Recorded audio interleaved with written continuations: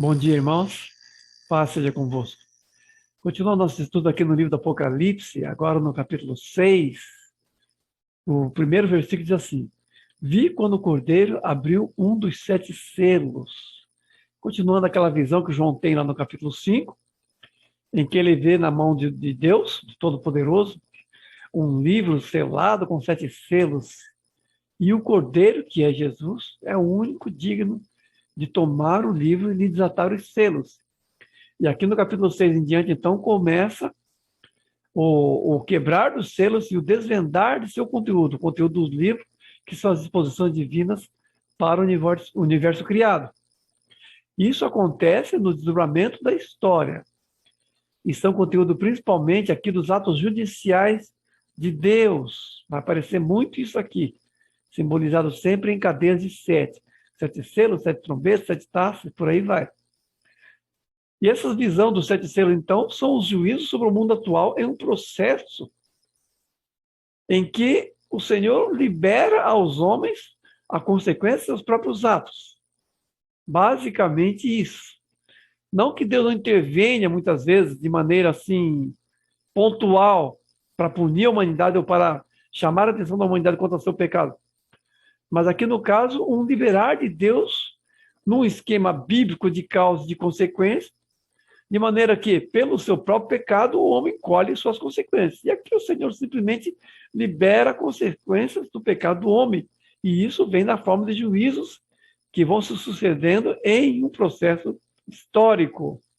Versículo 1 a 8, resumidamente, diz assim: Ouvi um dos quatro seres viventes dizendo: Vem. Vi um cavalo branco e o seu cavaleiro com um arco. Ele saiu vencendo e para vencer. Quando abriu o segundo selo, saiu outro cavalo, vermelho, e ao seu cavaleiro foi-lhe dado tirar a paz da terra. Quando abriu o terceiro selo, viu um cavalo preto e o seu cavaleiro com uma balança na mão. Quando o cordeiro abriu o quarto selo, olhei um cavalo amarelo e o seu cavaleiro, sendo esse chamado Morte. Os quatro cavaleiros do Apocalipse. Os quatro cavaleiros do Apocalipse, que não são assim, como é que eu vou dizer, entidades reais, mas assim, simbolismos. Simbolismos. O livro do Apocalipse vai ser cheio de simbolismos.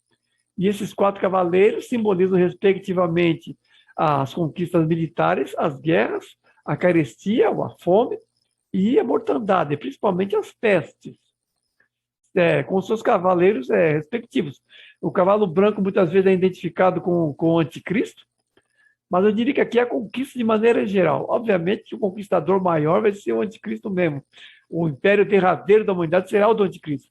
Mas, de maneira geral, esse cavaleiro branco simboliza as conquistas militares e o modo, muitas vezes, que esse cavalo branco acarreta ele mesmo o cavalo vermelho, que é o cavaleiro da guerra. Esse cavaleiro vermelho tira a paz dentre os homens, então a conquista muitas vezes leva à guerra. E a guerra, por sua vez, deflagra o cavalo preto. Cavalo preto que tem uma balança na mão, que causa carestia. E, por sua vez, leva ao cavalo amarelo, que é o cavaleiro da mortandade. Mas, em um sentido mais amplo, esses cavaleiros, eles, como já vimos aqui, eles podem se remeter um ao outro como causa e consequência, mas pode acontecer, por assim dizer, isoladamente, porque são decorrências históricas aqui. São fatos históricos, são coisas que vão acontecendo durante um período histórico, entre a primeira e a segunda vinda de Cristo, em um processo de agravamento. O cavalo branco, vermelho, preto e amarelo simbolizam coisas que acontecem na humanidade, liberadas sob a soberania de Deus e que acabam sendo eles mesmos elementos de juízo contra a humanidade na forma das consequências de seus atos, num decurso histórico. Não são cavaleiros que são composição, no caso da grande tribulação, como muitas vezes as pessoas acreditam. Esses quatro cavaleiros só vão ser soltos da grande tribulação. Não, eles já estão soltos já, e já estamos vendo parte deles. Temos aqui no ano de 2021 o cavaleiro amarelo aqui da mortandade, porque essa mortandade ela vem muitas vezes na forma de pestes. E, obviamente, que vai ter também os outros cavaleiros, em maior ou maior intensidade, estão cavalgando pelo mundo, durante o processo histórico que vai até a segunda vinda de Cristo, se tornando cada vez mais geral, se tornando cada vez mais avassalador e compondo aí sim o quadro da grande tribulação, mas não sendo, por assim dizer, eles quatro apenas o composto da grande tribulação, mas um processo que leva até a grande tribulação. Eu diria mais isso. Porque quando nós lemos o capítulo 24 de Mateus e fazemos um paralelo com esse capítulo 6 de Apocalipse, nós vamos ver claramente que esses quatro cavaleiros são a expressão simbólica dos sinais que o Senhor Jesus deu aos apóstolos quando falou a respeito de sua segunda vinda. Porque ele disse que haveriam carestias, haveriam guerras, haveriam mortandades, ele falou tudo isso. Haveriam guerras, carestias e epidemias. E tudo isso são expressão assim, desses quatro cavaleiros do Apocalipse. Jesus não mencionou quatro cavaleiros do Apocalipse. Essa é uma linguagem simbólica que João está usando aqui. Mas os conteúdos são os mesmos. E são também, no agravamento, expressões simbólicas dos sinais do fim. Porque cada um desses cavaleiros, como já disse, estão por aí, aqui ou ali, ou maior e menor intensidade. Mas quando entendemos esses quatro cavaleiros como sinais do fim, fazendo um paralelo com Mateus 24, entendemos que haverá agravamento de todas essas coisas, das conquistas militares, das guerras, das carecias, da fome e da mortandade. E que no final de tudo, no período da grande tribulação, haverá uma piora disso tudo. Não que os quatro cavaleiros sejam só da grande tribulação, mas eles estarão juntos, por assim dizer, na grande tribulação, em um agravamento de cada uma dessas coisas. As conquistas militares serão, no caso, uma síntese do governo final da besta do anticristo, será o conquistador maior de tudo. As guerras continuarão acontecendo. A humanidade não vai, parte da humanidade não vai se sujeitar assim pacificamente, haverá guerras. E isso trazendo carestia e mortandade, as pragas. Tudo isso como sinal do fim, em agravamento. É uma trajetória histórica aqui, que vai se intensificando cada vez mais, como as dores de parto. É assim que está expresso no Evangelho, e é assim que simbolicamente essa passagem faz eco ao que o Senhor falou lá em Mateus 24. Depois, quando ele abre o quinto selo, versículo 9 a 11, resumidamente, diz assim: quando ele abriu o quinto selo, vi debaixo do altar as almas daqueles que tinham sido mortos por causa da palavra de Deus. Clamavam em grande voz, dizendo: até quando, ó soberano Senhor? Não julgarás nem vingas o nosso sangue dos que habitam a terra? Então lhes disseram que repousassem até que se completasse o número de seus irmãos, que iam ser mortos como eles igualmente o foram. Versículo 9 a 11, resumidamente. Os quatro cavaleiros do Apocalipse são os primeiros quatro selos que são desatados. E aqui, depois, no versículo 9 em diante, é o quinto selo já. De 7 selos, aqui já está no quinto selo.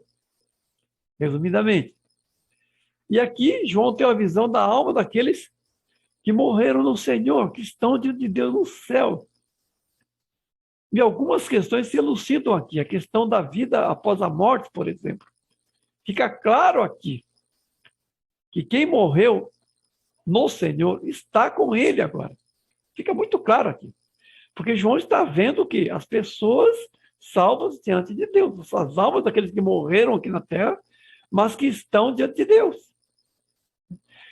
Lá no Evangelho de Mateus, quando os saduceus perguntam para Jesus sobre como é que é lá, aquela questão da ressurreição, que havia uma mulher que casou com 7 irmãos, cumprindo aquele dever do levirato, os 7 a desposaram e não tiveram filhos, e no fim morreu a mulher também. De qual deles vai ser, ela vai ser, de qual deles ela vai ser esposa, já que os 7 a desposaram? Para eles era uma questão muito difícil. E Jesus disse para eles que eles ignoravam as Escrituras e o poder de Deus. E o Senhor disse que quanto à ressurreição dos mortos, no texto que Deus fala com Moisés, ele diz: eu sou Deus de Abraão, de Isaac e de Jacó. Portanto, Deus é Deus de vivos e não de mortos, que para ele todos vivem. Então, o Senhor dá a entender naquele trecho que todos estão vivos com Deus, os santos estão com o Senhor. Sempre foi assim, não é que começou depois que Jesus veio, não, já era assim antes. Todos vivem para o Senhor. Então, não existiria, assim, biblicamente, um lugar intermediário, um Sheol, uma mansão dos mortos, um livro patrão, sei lá o quê. Biblicamente não existe isso. Existe sim a vida após a morte, a condenação para os que vivem impiamente, vão direto para o inferno, que nem lá na parábola do rico e de Lázaro, em Lucas 16. E para Deus e para o Senhor, aqueles que são salvos, como Paulo expressou, meu desejo é partir e estar com Cristo, que seria muito melhor. E aqui no quinto selo, nós vemos claramente a expressão disso. Os salvos estão já diante de Deus, no altar. Agora, o que seria esse clamor desses salvos aqui? Até quando não vinga o nosso sangue dos que habitam sobre a terra? Nos evangelhos, Jesus fala uma coisa interessante. Quando ele começa a expressar, de certa forma, padrões de juízo divino sobre a humanidade, ele fala, obviamente, na circunstância dos judeus, mas isso é maior do que os judeus, obviamente.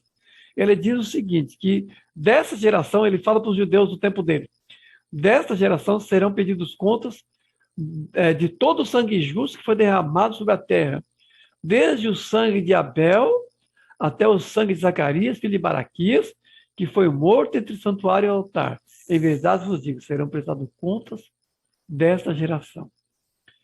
É claro que Jesus fala em uma circunstancialidade. Por quê? Porque ali os judeus, eles têm o testemunho dos justos, e aqui no caso o testemunho geral dos justos, que vai de Abel a Zacarias, e eles vão sistematicamente negando esses testemunhos e muitas vezes causando a morte dessas pessoas, que são justamente as pessoas que falam de Deus.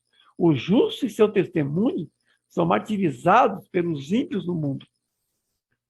E ali Jesus diz que desde o sangue de Abel até o sangue de Zacarias, um resumo histórico, Zacarias foi morto entre o santuário e o altar, mas não era filho de Baraquias, na verdade, filho de Jorjada. Mas o fato é que ali o Senhor está expressando que a humanidade, entendendo isso no seu alcance profético maior, a humanidade ela é responsável pelo tratamento que ela dá ao justo no mundo.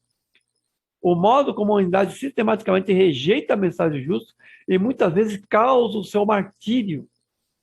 O que é o justo no mundo? O justo. O que é a igreja no mundo? O que é o crente no mundo? É um aceno da parte de Deus, tanto de misericórdia quanto de juízo. É um aceno da parte de Deus, tanto de misericórdia quanto de juízo. O bom perfume de Cristo, nos que se salvam e nos que se perdem.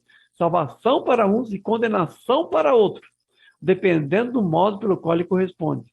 Porque a humanidade será julgada pelo modo como é tratado o justo no mundo. E aqui é expressada essa verdade simbolicamente nesse clamor dos mártires, que pergunta a Deus, até quando não nos vingará nossos sangue, os habitantes da terra? Eles já estão diante de Deus e estão fazendo esse clamor. O que se tem que entender é que o justo, na verdade, ele é a medida do ímpio perante o tribunal de Deus. O crente é a medida do descrente em relação ao tribunal divino. Isso será revelado no momento da segunda vinda de Cristo. Mas temos várias passagens como essa de Jesus, quando fala de Abel e Zacarias como testemunhas rejeitadas.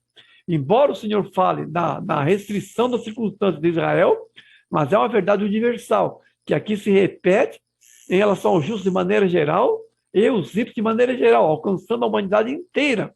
Esse é o arco maior daquilo que Jesus fala lá nos evangelhos, tendo como sujeitos Abel e Zacarias.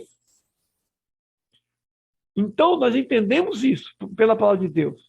Agora, o número de mártires, foi dito a eles isso, a resposta divina foi essa, que eles descansassem um pouco mais, até que se completasse o número daqueles que iam ser mortos, como eles também o foram. Por quê? Porque há um número de mártires e há um número de salvos só conhecido de Deus. E a medida desses mártires é a mesma medida da humanidade quanto ao seu juízo. Em Apocalipse, lá mais para frente, no capítulo 18, 14, 18, vai tá expresso assim: lança a foice sobre a terra, porque maduras estão as uvas. Quem vai saber quando maduras estão as uvas? Quão maduras estão as uvas? Quem sabe o tempo em que as uvas estão maduras para ser colhidas? As uvas, no caso, que é a humanidade, o juízo divino. o anjo com o forcado divino, para fazer a colheita da humanidade. Lança a foice, porque maduras estão as uvas. Essa é a voz divina. E é o tempo, obviamente, restrito à soberania de Deus. O momento da segunda vinda de Cristo e o juízo ao número dos mártires completo, sendo esse número de mártires também a medida da humanidade quanto à época do seu juízo, quanto à época de sua prestação de contas. Isso é o justo perante a humanidade. Isso é o que é o justo na expressão maior e mais definitiva de seu sacerdócio. Porque ele, como já disse antes, é o aceno de Deus, de misericórdia e de juízo. Ele é o bom perfume de Cristo, nos que se salvam e nos que se perdem. Nos que se salvam, bom aroma para a vida, mas nos que se perdem, cheiro de morte para a morte. E o Senhor, no tempo certo, que ele sabe, restrito à sua soberania, prestará contas disso. E será o tempo em que a humanidade será julgada pela rejeição da mensagem do Evangelho e por todo o sangue do justo derramado sobre a face da terra. Depois no versículo 12 a 17, resumidamente diz assim: vi quando abriu o sexto selo, o sol se tornou negro, a lua toda como sangue, as estrelas caíram do céu, os reis da terra, os grandes, os ricos, os poderosos, e todo escravo e todo livre se esconderam nas cavernas e disseram aos montes: caí sobre nós, escondei-nos, porque chegou o grande dia da ira. E quem pode suster-se, resumidamente aqui, esse sexto selo? São 7 selos, vamos fazendo as contas aí. Esse é o sexto selo. E é o sexto selo que já fala da segunda vinda de Cristo. Daqui nós temos que entender uma coisa: se no sexto selo já é a segunda vinda de Cristo, por que o Apocalipse não termina aqui? O Apocalipse não deveria ter só 6 capítulos, porque aqui já é a segunda vinda de Cristo. Mas o Apocalipse vai continuar depois disso. Por que é importante entender isso? Porque se o Apocalipse não termina no sexto selo, não termina nesse capítulo 6, expressa aqui a natureza cíclica do livro. Expressa que o livro ele tem um quê de cíclico e de linear, porque as visões vão se repetindo em círculos concêntricos. Se o Apocalipse fosse meramente linear, o livro do Apocalipse terminaria nesse capítulo aqui, porque aqui já é a segunda vinda de Cristo. Mas o Apocalipse não vai terminar nesse capítulo, vai se estender até o capítulo 22. Então vamos levar em conta a estrutura do Apocalipse, porque parte do entendimento do livro do Apocalipse depende do entendimento de suas simbologias e da sua estrutura. Senão a gente vai perder alguma coisa no processo. Nós não levamos em conta a simbologia do Apocalipse, a mensagem, o núcleo maior e mais definitivo de suas simbologias, das profecias que são colocadas ali em seu arco maior, e o modo como o Apocalipse se desenrola, sua estrutura. No capítulo 6, então, versículo 12 a 17, há uma semelhança também entre Mateus 24, 29 a 31. Porque as mesmas comoções cósmicas que aparecem no capítulo 24 de Mateus, aparecem nessa passagem. Quando o Senhor falou da sua segunda vinda, ele disse que o sol se tornaria negro, o sol escureceria, as estrelas cairiam do céu. Então aqui há de novo uma semelhança entre uma passagem lá de Mateus 24 e essa passagem do capítulo 6 de Apocalipse. A comoção dos elementos e a reação dos ímpios são as mesmas. Porque lá no capítulo 24 de Mateus também as pessoas batem no peito e clamam e se lamentam. Por quê? Porque chegou o dia da ira e ninguém pode escapar desse dia. Eu me lembro uma vez, estava conversando em um escritório, lá em Itanhaém, um escritório da Ford, e eu me lembro que estava falando sobre isso, sobre a segunda vinda de Cristo, esse quadro tremendo da segunda vinda com comoções celestes. Eu sempre acreditei nisso literal mesmo, realmente assim, o sol vai escurecer, a lua vai perder a claridade, vai virar sangue, as estrelas vão... Vai haver realmente uma comoção tremenda. A primeira carta de Pedro também expressa isso, os elementos se desfazendo abrasados. Então as catástrofes cósmicas vão acontecer no momento da segunda vinda de Cristo, porque é o fim de tudo. É realmente o fim de tudo. Então será desse jeito mesmo. Pessoalmente acredito que é literal isso. E estava falando disso e em relação ao juízo que vai seguir a isso, porque quando as pessoas virem isso acontecendo, vão entender perfeitamente do que se trata.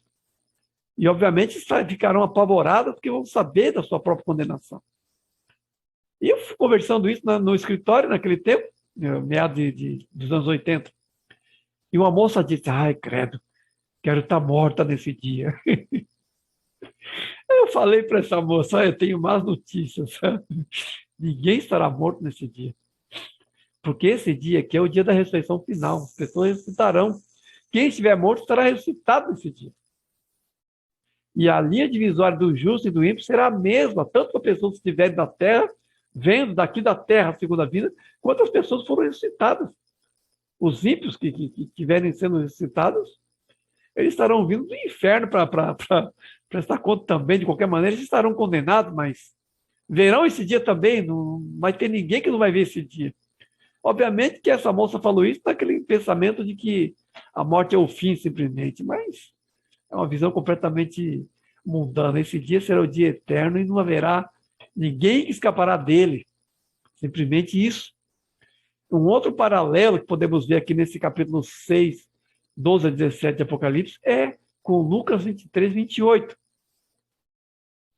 Porque ali nós vemos o Senhor sendo flagelado, o Senhor Jesus carregando a sua cruz pelas ruas de Jerusalém, e as mulheres chorando e lamentando. E o Senhor Jesus, num dado momento, se volta para elas e diz, filhas de Jerusalém, não chorai por mim, mas chorai por vós mesmas e por vossos filhos. Porque vai chegar dia que vão dizer aos montes, cair sobre nós e cobrir-nos. Que essas coisas, se essas coisas se fazem no lenho verde, o que será do lenho seco? Jesus fala simbolicamente, dessa mesma passagem aqui, ele menciona essa mesma exclamação que aparece aqui, dizendo às montanhas, cair sobre nós, cobrir-nos. E aqui o Senhor Jesus está falando tanto com relação à destruição de Jerusalém, quanto ao juízo final. Porque, como já disse antes, a profecia bíblica ela tem sempre mais de uma referência, ela tem sempre mais de uma camada. O Novo Testamento praticamente inteirinho é o Antigo Testamento na sua camada maior e mais definitiva. O Novo Testamento inteirinho é isso praticamente. E aqui o Senhor Jesus está usando a mesma expressão que aparece aqui em Apocalipse, quando ele diz, naquele dia os homens dirão às montanhas, cair sobre nós, e aos outeiros, cobri-los. E a mesma expressão que aparece aqui, do lamento das pessoas que sabem estarem perdidas. Um juízo sobre uma humanidade que rejeitou o seu Salvador. O dia tremendo do juízo chegou e ninguém pode escapar dele. O grande dia da ira é chegado. Os profetas do Antigo Testamento diziam que o dia do Senhor era dia de trevas e não de luz. Por que os profetas falavam isso? Porque havia aquela confiança falsa por parte dos judeus.